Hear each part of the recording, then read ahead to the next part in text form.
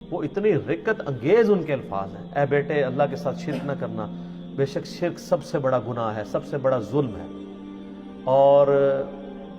اگر تم پہاڑ کی چٹانوں میں یا آسمانوں میں بھی کوئی گناہ کرو گے تو قیامت دن اللہ تعالیٰ تمہارے سامنے لے آئے گا۔ اچھا، آسمانوں میں کس نے گناہ کرنا تھا؟ اس زمانے میں تو اڑتا تو کوئی بھی نہیں تھا، لیکن آج آپ کی ساری اسمگلنگ پاکستانی ایئر ہوسٹس جو کر رہی تھی اور جو کچھ باقی معاملات ہوتے ہیں وہ آسمانوں میں ہی گناہ ہو رہے ہوتے ہیں، تو وہ یہ نہ سمجھیے گا انہوں نے زمین پہ گناہ نہیں کیا، آسمانوں میں، قرآن میں لکھا ہے آسمان میں بھی کوئی گناہ کرو گے اللہ تعالیٰ لے آئے گا قیامت والے دن۔ وَمَن يَعْمَلْ مِثْقَالَ ذَرَّةٍ خَيْرًا يَرَهُ فَمَن يَعْمَلْ مِثْقَالَ ذَرَّةٍ خَيْرًا يَرَهُ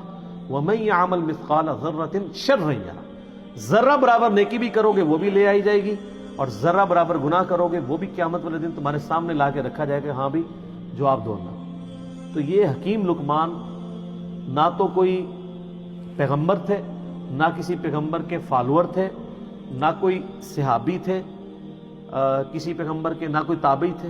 ایک سلیم الفطرت انسان تھے جو خدا تک پہنچ چکے ہوئے تھے، اور ایسا شخص اہل فطرت کہلاتا ہے، یعنی فطرت ایسا شخص جس تک یہ تا کے ساتھ ہوتا ہے، جس تک وقت کے پیغمبر کی دعوت یا کسی پیغمبر کی دعوت نہ پہنچی ہو، ایسے شخص کے لیے صرف ایک اللہ کو ماننا اور آخرت کا یقین کر لینا کافی ہے،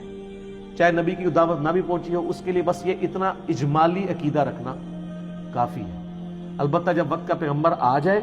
پھر اس کو ڈینائی کرے گا تو وہ کافر ہوگا، لیکن ایسے لوگ عموماً ڈینائی نہیں کرتے۔ اس کی آپ کو نمائندہ مثال بتاتے ہیں، سیدنا زید بن عمر بن نفیل، آپ کو پتہ ہے نا ان کے بارے میں، صحیح بخاری میں آتا ہے،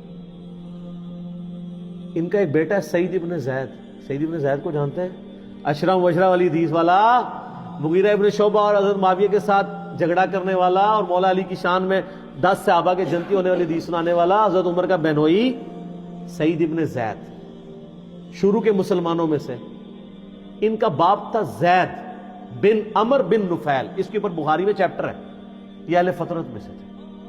نبی علیہ السلام فرماتے ہیں کہ مجھے صحیح طرح یاد ہے، میں جوانی میں تھا، اس وقت اللہ نے مجھے مبعوث نہیں کیا تھا،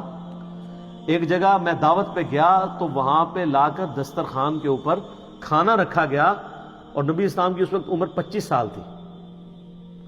تو آپ کہتے ہیں کہ میں نے زید بن عمر بن نفیل کو دیکھا کہ وہ اس دسترخوان سے اٹھ گیا، اور اس نے کہا کہ میں بتوں کے نام کا ذبیحہ نہیں کھاؤں گا۔ ہائے ہائے ہائے، آپ فرمائے پوری امت بن کے اٹھے گا وہ، اور وہ کعبے کے ساتھ لپٹ کے کہا کرتے تھے اللہ میں صرف تجھے پوجنا چاہتا ہوں، لیکن وقت کے پیغمبر کی کوئی تعلیم ان تک نہیں پہنچی ہوئی تھی، مواحد تھے، وہ یہ مانتے تھے بت پرستی حرام ہے، پیغمبر کی دعوت نہیں تھی، اسلام آنے سے پہلے دنیا سے چلے گئے۔ لیکن آپ دیکھیں امام بخاری نے رضی اللہ عنہ لکھا ہے، صحابی نہیں ہے لیکن بیٹا تو صحابی نکلا نا۔ پھر سلیم الفطرت لوگ کیسے ہوتے ہیں؟ ان کا بیٹا ہے سعید ابن زید، حضرت عمر کا بہنوئی، جس کو حضرت عمر سے مار پڑتی تھی اسلام لانے کی وجہ سے، اور یہ پھر آخری وقت تک آپ دیکھیں ڈٹے رہے ہیں۔ وہ تو آپ کربلا والا ریسرچ پیپر پڑھ لیں، جب سب لوگ مسلط کا شکار تھے، یہ تو اعلانیہ مجموعوں میں کھڑے ہو کے کہتے تھے تم جنتی شخص علی ابن ابی طالب پہ لعنت کرواتے ہو، ہم کبھی بھی اس پہ لعنت نہیں کریں گے، کیونکہ میں نے رسول اللہ سے سنا ہے ابو بکر جنت میں، عمر جنت میں، عثمان جنت میں، علی جنت میں۔ سنن نسائی الکبریٰ میں اوپر تلے کتنی حدیث ہیں، میں نے اس پر کربلا والے ریسرچ پیپر میں ڈالی ہے۔ ایک تابعی آ کے کہتا ہے کہ میں اس دنیا میں سب سے بڑھ کر سیدنا علی سے محبت کرتا ہوں، تو سعید ابن زید نے یہ نہیں کہا تو شیعہ ہے یا رافضی ہو گیا، آپ فرمایا تجھے خوشخبری ہو تو ایک جنتی شخص سے محبت کرتا ہے۔ دیکھیں جی، حضرت علی کی جن لوگوں نے صحبت کی ہوئی تھی نا، حضرت علی کی انہوں نے زہد کی زندگی اور ان کی اخلاقی اقدار، ان کی انصاف پہ مبنی زندگی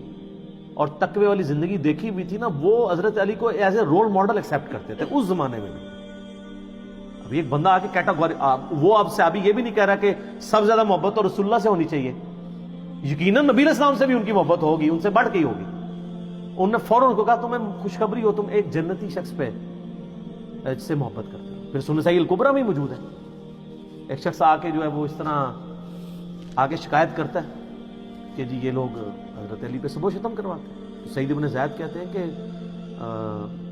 یہ ہمیں کہتے ہیں ہم اپنے بھائیوں پہ لعنت کریں، لیکن ہم اپنے بھائیوں پہ کبھی بھی لعنت نہیں کریں گے، کیونکہ میں نے رسول اللہ صلی اللہ علیہ وسلم سے 10 بندوں کے بارے میں سنا ہے کہ وہ جنت میں، اور اس میں 10ویں وہ خود تھے۔ عشرہ مبشرہ میں زید بن عمرو بن نفیل کا بچہ سعید ابن زید، تو 9 کے نام بتا کے چپ کر جایا کرتے تھے۔ ویسے ساڑھے ورگا ہونا کہتا ہے سر پہلا تو میں جے اگے تو انہوں گنتی دسنے ہیں،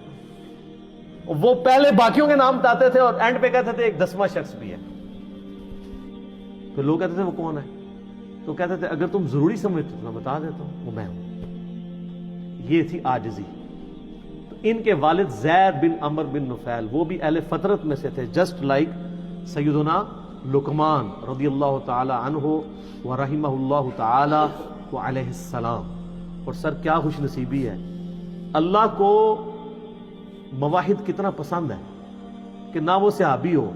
نہ وہ تابعی ہو، نہ کسی پیغمبر کی اس نے صحبت کی ہو، نہ کسی پیغمبر کا کلمہ پڑھا ہو، لیکن ایک اللہ کا ماننے والا ہو،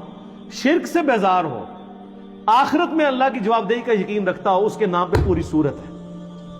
اور اللہ تعالیٰ اس کے اقوال کو توحید کی دعوت کے لیے رول ماڈل کے طور پہ مشرکین عرب کے سامنے رکھ رہے ہیں۔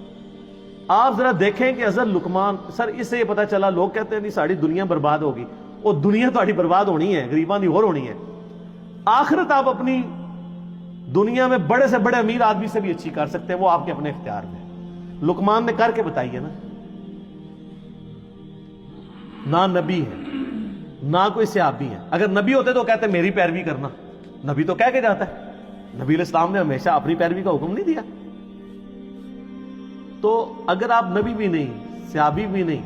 تابعی بھی نہیں، ایک عام اہل فطرت میں صرف اللہ کو ماننے والے ہیں، تو اللہ کو اتنے پیارے ہیں کہ آپ کے نام پہ